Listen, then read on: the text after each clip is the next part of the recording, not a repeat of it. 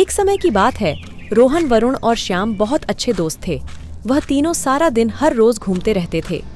एक दिन जब रोहन शाम को घर जाता है तो उसका पिता सोहनलाल उसे कहता है, अरे तू सारा दिन अपने वहले दोस्तों के साथ घूमता ही रहता है, कोई काम धंधा भी कर लिया कर।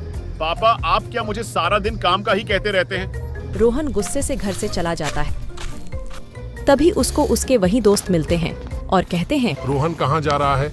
आज तू घूमने क्यों नहीं आया? क्या बात है? यार, घर वाले मुझे बहुत डांटते हैं। मैं आज के बाद नहीं घूमूंगा। रोहन गुस्से से वहाँ से चला जाता है। यार, पापा की बात तो सही है, मुझे कोई काम भी करना चाहिए। वह दरख्त नीचे बैठता हूँ। रोहन दरख्त के नीचे बैठा होता है। रात हो जाती है, वो वही सो जाता है। फिर जब सुबह होती है, अरे मैं रात को यही सो गया था, चलो अब घर चलता हूँ। अरे तू किस मिट्टी का बना है, किसी की बात भी मान लिया कर। अगले दिन फिर गुस्से से घर से चला जाता है। रोहन चलता चलता एक जंगल में पहुंच जाता है। रोहन को वहां जानवरों की आवाज सुनाई देती है। वह डर जाता है। रोहन समुद्र के पास पहुंच जाता है।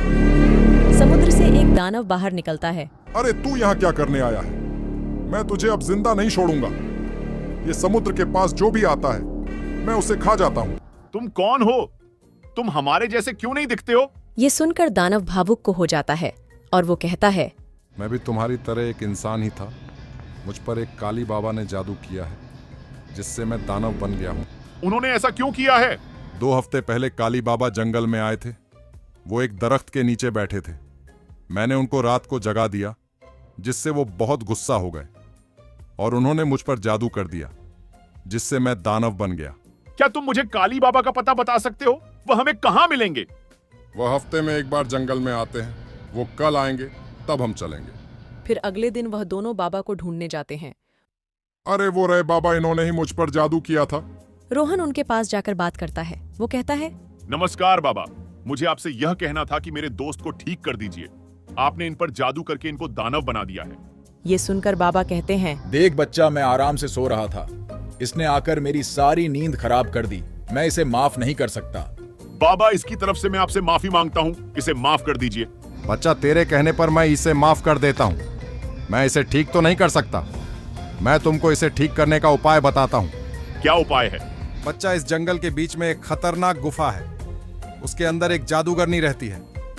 वह इसे ठीक कर देगी, लेकिन कोई उसकी गुफा के अंदर जाए तो वह उसे जादू से जानवर बना देती है। तू उसके सामने मेरा नाम ले लेना। मुझे काली बाबा ने भेजा है। ठीक है, धन्यवाद बाबा। यह सुनकर वह दोनों गुफा को ढूंढने लगते हैं। उन्हें गुफा मिल जाती है। वह दोनों अंदर चले जाते हैं, जहां उन्हें जादूगरनी मिलती है।